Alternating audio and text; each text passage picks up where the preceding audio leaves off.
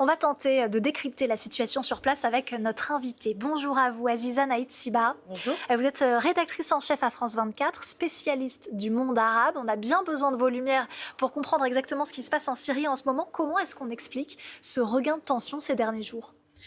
Disons que de toutes les manières, en Syrie actuellement et depuis la chute de Bachar al-Assad, toute la construction, l'infrastructure de l'État est assez fragile, puisque vous avez un nouveau gouvernement qui s'est formé, qui essaye un petit peu de discuter, d'avoir un peu tout le monde sous cette thématique de l'unité de la Syrie.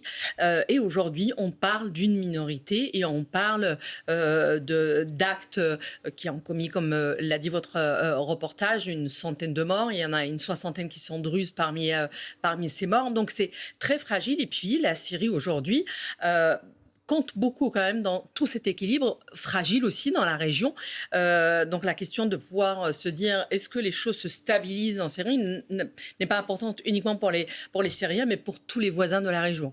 Donc le regain de tension vient de ce qui vient de se passer, vient du fait aussi qu'on se rappelle un petit peu ces heurts confessionnels qui ont eu lieu déjà il y a presque un mois. On parle de 1700 morts quand il y a eu la minorité alawite qui était la minorité que représentait Bachar al-Assad. En tout cas, c'était son ethnie. Donc, on se rappelle un peu de ça. Et puis, l'intervention d'Israël qui ne facilite pas les choses après.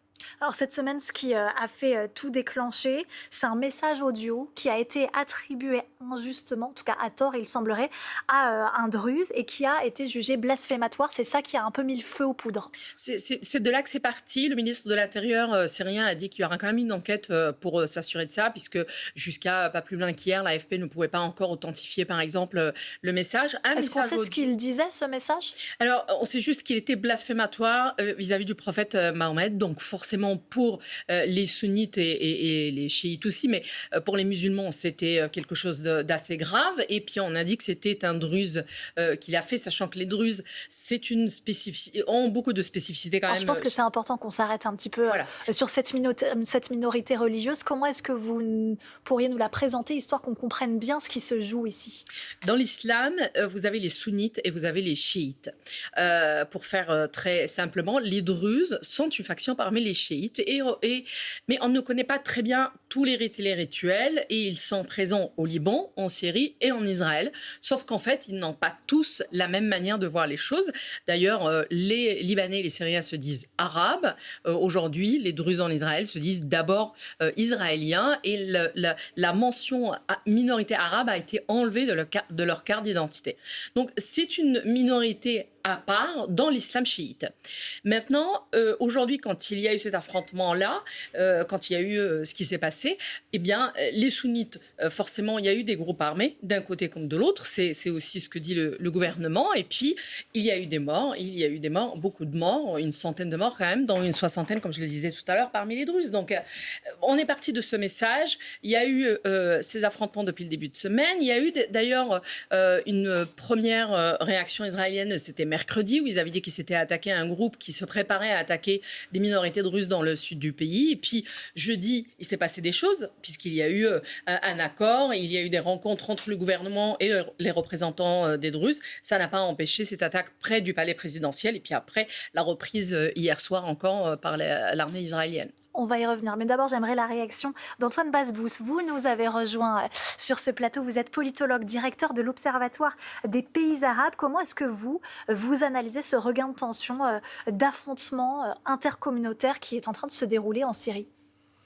Ce n'est pas le premier depuis l'arrivée de HTC au pouvoir. Le pays il est fragmenté en quelque sorte. Il y a deux ethnies, il y a plusieurs communautés.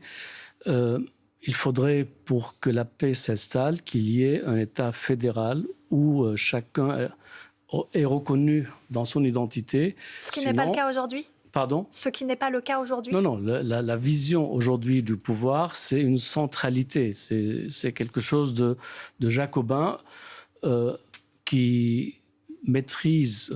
qui donne la maîtrise à Damas, à la capitale, et qui considère que les autres minorités ont leur place au sein de cette centralité du pays. Mais le pouvoir est faible parce que le patron de HTC, M. Achar, peut compter sur à peu près 25 ou 30 000 hommes, dont la moitié lui sont vraiment fidèles, alors qu'en face... il y a les Kurdes qui peuvent compter sur 100 000 hommes, les Alaouites autant, les Druzes 5 à 10 000 hommes. Bref, il ne va pas pouvoir s'imposer par la force, d'autant plus qu'il n'a pas les moyens. Israël a détruit tout l'arsenal d'Assad au lendemain de sa chute et que les États-Unis maintiennent leurs sanctions. Et de ce fait, même les pays arabes qui sont alliés à Shara ou qui veulent l'aider ne parviennent pas, même les Européens qui veulent l'aider ne parviennent pas à transférer de l'argent. Le Qatar avait promis de verser les salaires des fonctionnaires, mais le Qatar ne peut pas envoyer parce qu'il y a les sanctions américaines, parce qu'il n'y a pas de SWIFT dans les banques syriennes. Bref, le pays est par terre. Shara doit négocier avec les autres composantes de la nation syrienne, sinon c'est la guerre civile. On a vu au début, le reportage qui a été diffusé au début de cette discussion, des images assez impressionnantes du bombardement par Israël du palais présidentiel à Damas. Comment est-ce qu'il faut expliquer cette intervention armée de la part d'Israël dans ce conflit ? Israël attise un peu le feu, joue sur les contradictions, veut signifier aux Druzes, mais aussi aux Alaouites et aux Kurdes, que Shara n'est pas installé de façon définitive, qu'il est menacé, et les bombes qui sont tombées dans la nuit de jeudi à vendredi sont tombées à 100 mètres du palais présidentiel.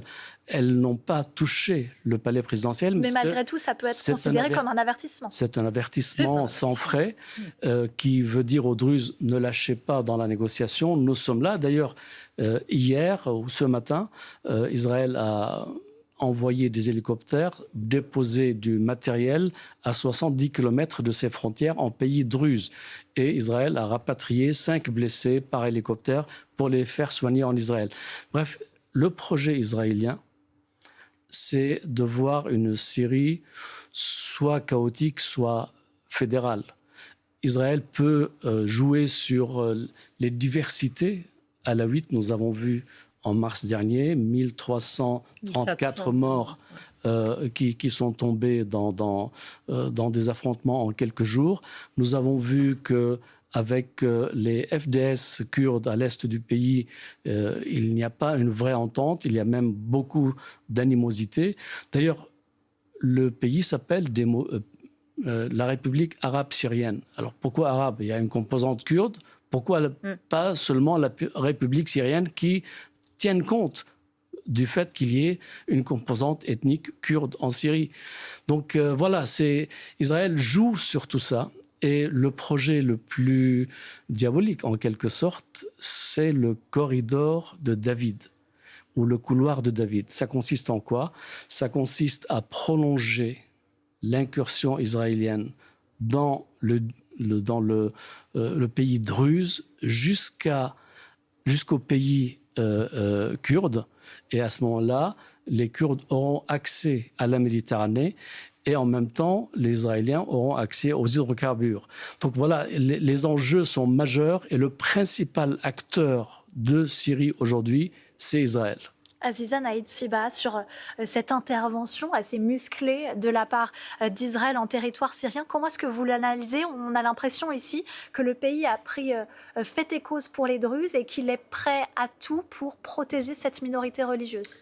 Alors on va le dire autrement. Disons qu'Israël a multiplié les appels du pied pour les Druzes depuis la chute de Bachar al-Assad. Pour quelle raison exactement ? Pour la simple raison qu'aujourd'hui, Israël voudrait aussi sécuriser cette frontière au sud de la Syrie qui vient vers elle, et elle préférait avoir une sorte de zone tampon où il y aurait les Druzes qui sont en Israël, des alliés d'Israël, et du coup pouvoir sécuriser un petit peu cette partie-là et ne pas se poser la question avec justement un gouvernement qui vient, dont on ne sait pas beaucoup de choses et on ne sait pas s'il va pouvoir faire quelque chose en Syrie. Donc, préférait faire ces appels et aujourd'hui se place en protecteur. La réalité, c'est que les Druzes ne l'ont pas forcément demandé, pas tous les Druzes en tout cas, puisqu'il y a eu, on a entendu le cheikh Hikmat al-Hajri, qui est un des grands leaders des Druzes en Syrie, qui avait parlé et qui avait dit justement que pour lui, c'était criminel ce qui se passait, qu'il fallait un tribunal international enquêter sur place, et puis surtout qu'il fallait la protection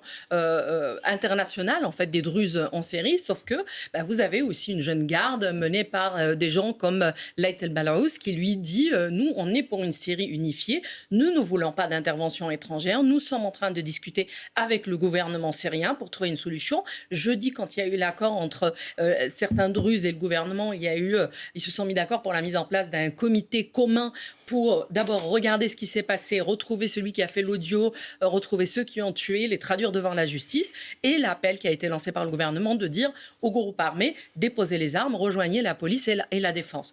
Il y a juste une petite information qui est quand même aussi importante, c'est que jusqu'ici, il y avait aussi des discussions avec la Syrie pour que la Syrie puisse rejoindre les accords d'Abraham.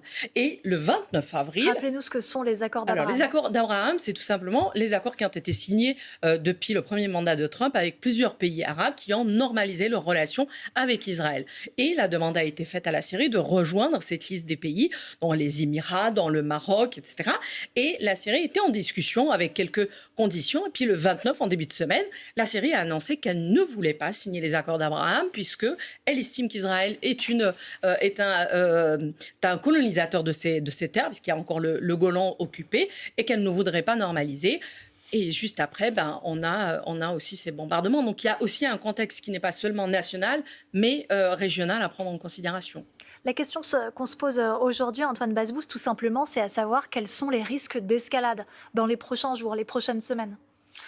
À vrai dire, l'escalade, ça ne peut être qu'entre Syriens, entre les Druzes, entre les Alaouites et les Kurdes éventuellement, par rapport à l'État central de HTC ou de Shara. Il n'y a pas de force régionale. Il y a une seule force qui est Israël.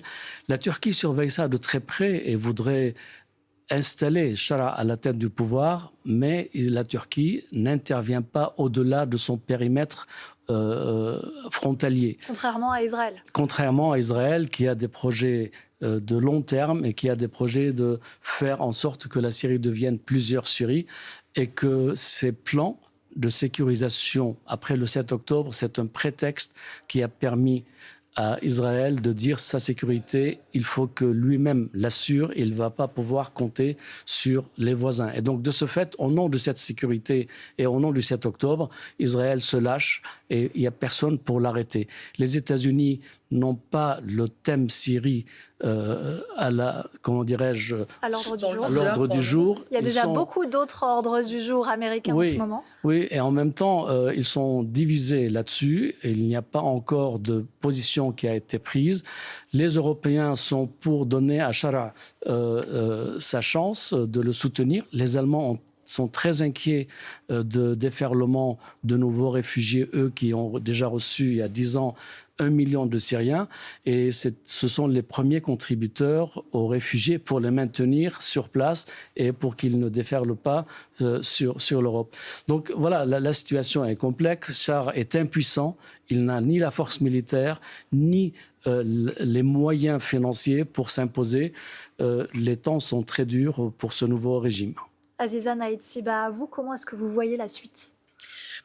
La suite, tout dépendra de ce qu'Israël a envie de faire et jusqu'où le pays et le gouvernement de Netanyahou a envie d'aller. Puisque on a déjà eu, il y a plusieurs mois, c'était le ministre des Finances israélien qui avait dit que pour lui, Israël allait de Jérusalem à Damas. Donc il y a aussi un gouvernement d'extrême droite en Israël qui a envie d'ouvrir d'autres fronts. Ils ont été stoppés sur l'Iran par Donald Trump. Il ne les a pas arrêtés sur la Syrie, comme je disais, mais Washington les a arrêtés pour le moment, en tout cas pour l'Iran, parce qu'il y a des négociations qui sont en cours avec l'Iran, entre autres par l'entremise d'Oman. Mais aujourd'hui, ce qui peut se passer, c'est aussi qu'est-ce qui va se passer à l'intérieur. Est-ce qu'il va y avoir, par exemple, les Alaouites ou d'autres qui vont profiter un petit peu de cette déstabilisation intérieure pour pouvoir avancer aussi. Ça, c'est une possibilité ? Tout est une possibilité, c'est ce que je disais au départ, c'est que la situation est très fragile en Syrie aujourd'hui. On n'a pas encore un État, une infrastructure, etc. Moi, j'ai parlé par exemple à beaucoup d'opposants de Bachar al-Assad qui étaient là, qui sont rentrés, ou des historiens comme Kinan al-Razm, par exemple, etc., qui me disaient on a peur quand on entend l'Occident parler des minorités qu'il va falloir, avec lesquelles traiter, etc. Nous, on a envie de parler d'une Syrie unifiée, d'une république dont tout le monde est accepté et qu'on parle d'une citoyenneté syrienne avant de commencer à parler d'ethnie ou de religion. Donc la grande peur aujourd'hui, c'est la division de la Syrie en petites séries, comme disait Antoine Basbous il y a quelques minutes.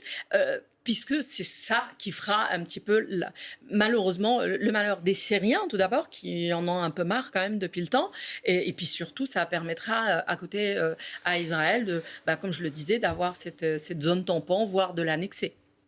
Merci beaucoup, merci à tous les deux d'être venus sur ce plateau pour décrypter la situation en Syrie. Un mot également dans le reste de l'actualité avec le